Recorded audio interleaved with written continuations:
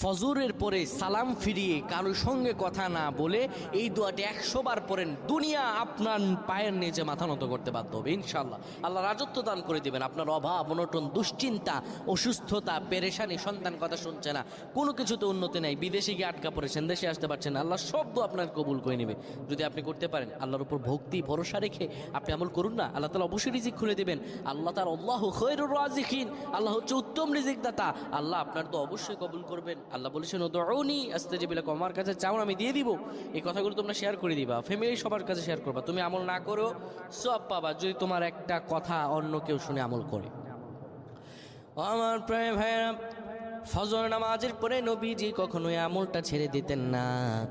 কেউ যদি ফজর নামাজের পরে পরে সুবহানাল্লাহি ওয়া বিহামদিহি সুবহানাল্লাহিল আযীম 100 বার যদি কেউ পড়তে পারে, কারো সঙ্গে কথা না বলে 100 বার পড়ার কারণে আমার আল্লাহ